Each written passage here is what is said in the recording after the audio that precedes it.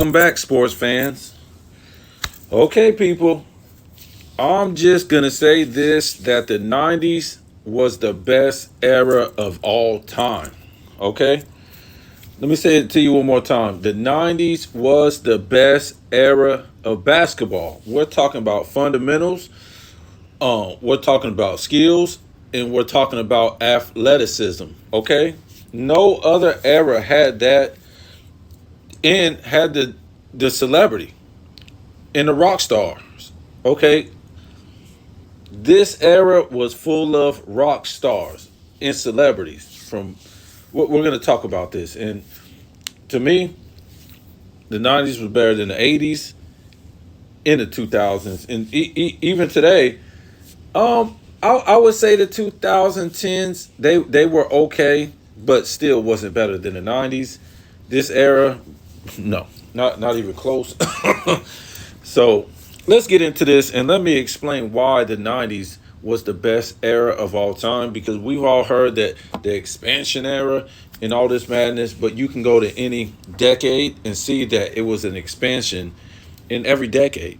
So, you know, the Pistons, they were winning championships in the expansion era. So what are we talking about? The Lakers was winning um, championships in the expansion era.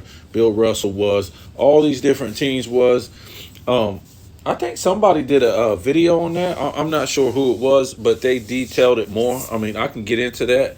I looked at it, and it's just a joke how they try to use the expansion era against the Bulls. But we'll look at this right now. And as you can see, this is an image that I made one time. I was in a group, and I was trying to be, kind of funny with them that, they said Jordan played against plumbers. So what I did was I put the 80s plumbers up top and I put the 90s plumbers on the bottom. Um, and it just showed how stupid these people were when we talk about what was in the 80s and what was in the 90s. And what I would like to first look at to explain why the 90s was the greatest era of all time. Um, what I would like to do is take the players that played in the 80s, okay, and they played at least until the middle of the 90s, okay? I would like to take them out of the 80s and see what we got. And some of them, they played until the end of the 90s too. But these players at least played until the middle of the 90s. Let's take them out of the 80s and see what we really got in the 80s, okay? So if we take out, we're at the top right now, okay, where it says 80s Plumbers League. So if we take out, because most of these players that I'm talking about, they came in the middle of the 80s. So most of these players were going to play until the middle of the 90s, okay? So that's what we want to do. We want to take out the players in the 80s that played at least until the middle of the 90s, okay, and see see what we have left as far as 80s great players. So we would take out Charles Barkley, John Stockton, Clyde Drexler, Ewing, Malone, Hakeem. We're looking at the top. We'll take out Dominique Wilkins. We'll take out Dennis Rodman. We'll take out, I think, did Alex English play until? I'm not sure. We'll take out Reggie Miller, Scottie Pippen, Michael Jordan, Chris Mullin, Moses Malone, even though he started like in the '70s. That's what's so crazy. You can keep him in. I don't know. Tim Hardaway. We'll take out Mitch Richmond, and I mean, what do we really got left after that? What we got left after that, we would have Magic Johnson. Did I say take out Hakeem? Well, take out Hakeem. We would have Magic Johnson, Bernard King, Isaiah Thomas, um, Dr. J, Walter Davis, McHale, Bill Walton. Let's see, Dennis Johnson, Sidney Moncrief. That's all that would be left. Okay. We would have my fault. We would have James Worthy. So those guys that we left, what would really be left of the '80s? I mean, these guys were winning more in the '80s, but you got to think most of these guys were on one team. Kevin McHale, Larry Bird, Robert. If I did, yeah, Robert Parrish. I don't even know where he is in this. He should be in here. Robert Parrish, um, Dennis Johnson, Bill Walton, Kareem Abdul-Jabbar, James Worthy, um, Dr. J. I guess you can throw in Moses Malone for the '80s. All these guys were winning, but they were all on one team. They were all on one team. So the talent, it wasn't spread out in the '80s. So how great really was the '80s? It really wasn't spread out. Even if we look at the '70s, nobody repeated in the '70s. The talent was more spread out. Now, I'm not going to say the talent was better in the '70s than the '80s. I don't think so. When we take into account the whole '70s versus the entire '80s, no way. So, anyways, like I said, these '80s players that at least played until the middle of the '90s, if you take these players out, the '80s wasn't that good. It wasn't that skilled. It wasn't that athletic. Nothing. Nothing. You had all the great guys on one team. That's how it was. That's how it was. Okay, so let me make another point. So when we look down here at these players that played in the '90s, they were just at their peak, at the peak of the '80s guys versus the peak of the '90s guys. The '90s was just better. The big man was better. When you talk about Patrick Ewing, when you talk about Shaq, when you talk about Hakeem, when you talk about Mutombo, Mourning, who am I leaving out?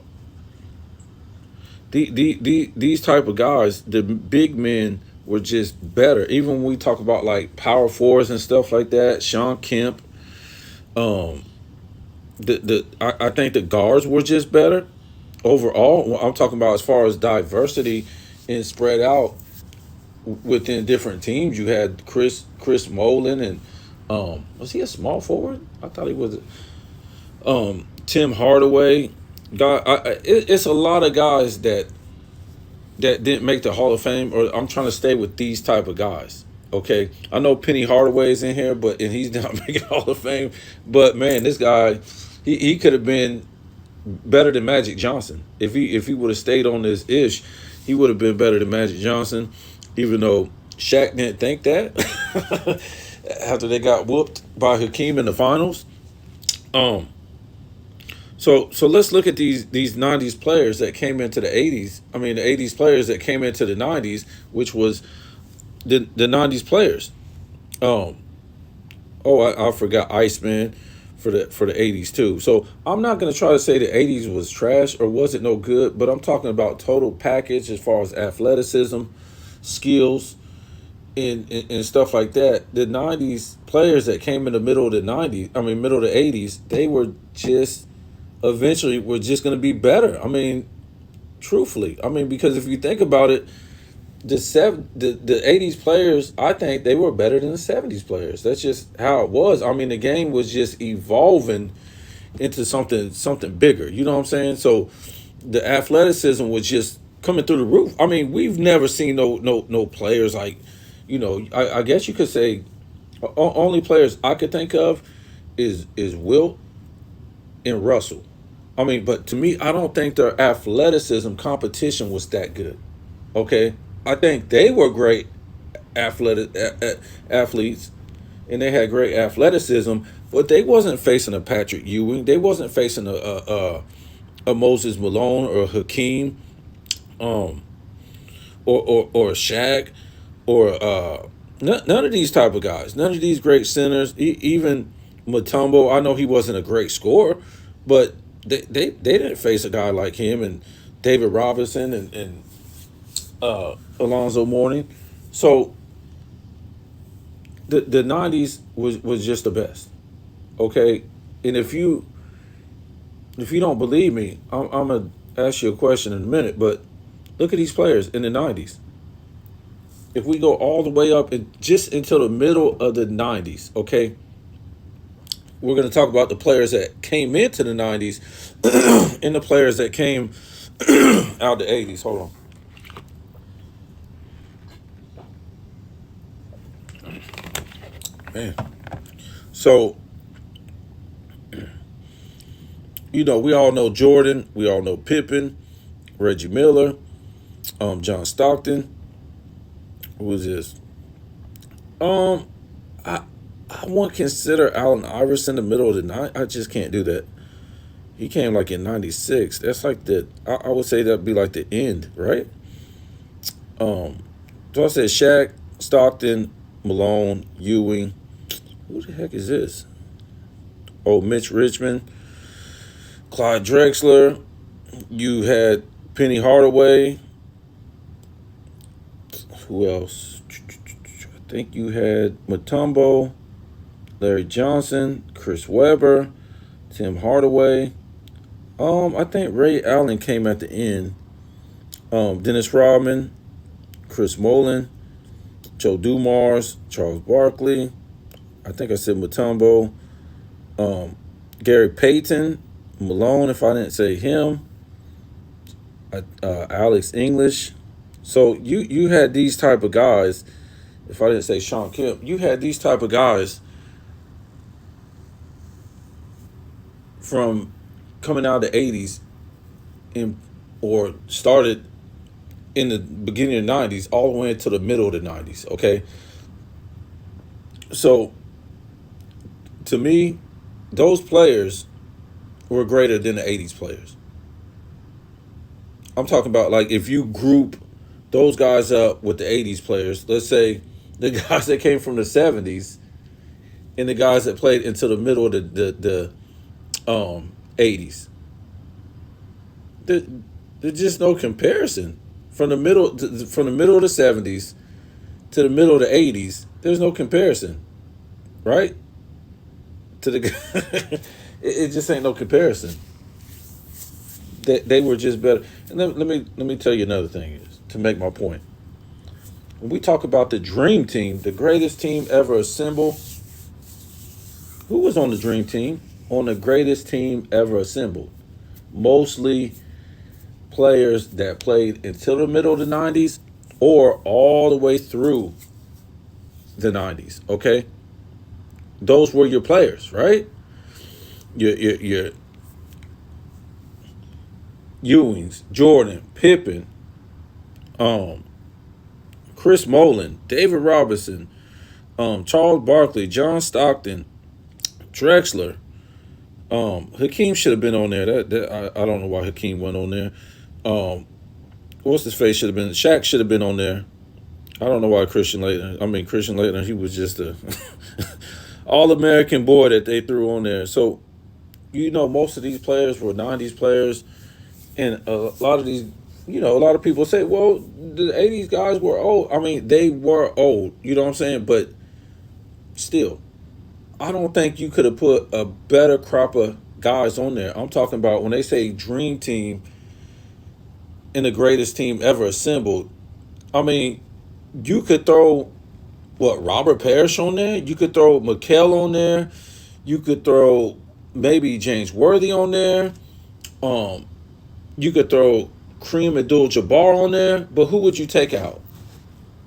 So I mean, I mean, most people know. I mean, you probably would take out Patrick Ewing and replace him and put Kareem Abdul-Jabbar on there. Kareem Abdul-Jabbar was, still in his peak, in his prime and stuff like that. But you really going to take anybody else out? I wouldn't take nobody else out. I want, especially for Robert Parrish, I wouldn't take nobody out for McHale, not David Robinson. Um, McHale's not a center anyway. I wouldn't take out Charles Barkley, and I wouldn't take out Karl Malone. I just won't do it because those players, to me, they rank higher than Kevin McHale. To me, I don't think if you put Kevin McHale in the '90s, he's a great player. He's a Hall of Fame player, but I don't think he really seen that same athleticism that was in the 90's that he was playing against in the 80's.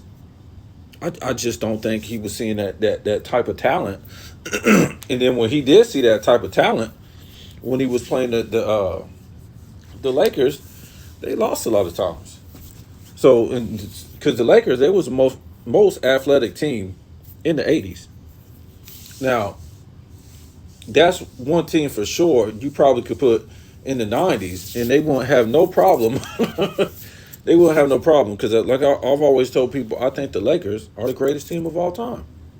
Did they win the most championships? The 80's Lakers? No. But when you look at the team that they had and they went to the finals 9 times, well, I think they went 8, right?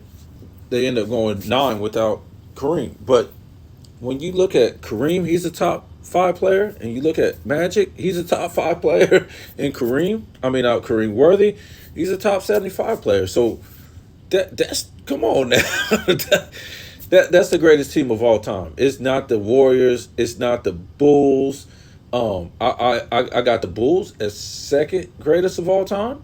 That's who I got. And I think I did a video on this, but the thing that kills me about the Warriors team is when they try to put the 96 Bulls against the 2017 Warriors. Why? The Warriors didn't win the most games in history. I mean, the 2017 Warriors didn't win the most games in history. No, it was the 2016 Warriors.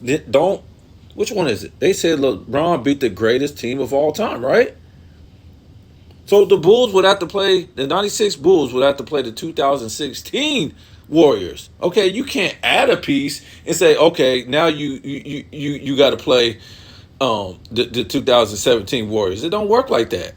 Okay, if not, LeBron didn't beat the greatest team of all time. Let's stop saying that. You can't have it both ways. You can't say, oh, LeBron beat the greatest team of all time, 2016 Warriors, and then next minute you put in the 2017 Warriors against the 96 Bulls. Which one is it? Which team is the greatest of all time? The 17 Warriors or the 16? Okay, that's how they like to change the narrative, because they don't want the 96 Bulls being the greatest team of all time, because they know they really are, because they finished off and won the championship. Okay? It's the greatest team of all time. In the NFL, right? Do they consider the Patriots the greatest team of all time? No. They went, what? They went 17-0 in the regular season? 16-0 or something like that? But they lost in the Super Bowl, right? So they still consider who the greatest team of all time? The Dolphins. So you got to finish it off, or you're not the greatest team of all time. So in 17 Warriors can't be the greatest team of all time because they didn't have the best record of all time. Okay, so the 96 Bulls are still the greatest team of all time. So tell me what you think about this one.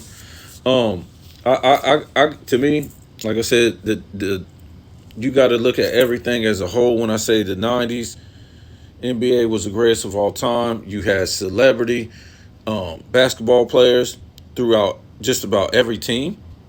They were making real celebrity commercials, and they were rock stars. So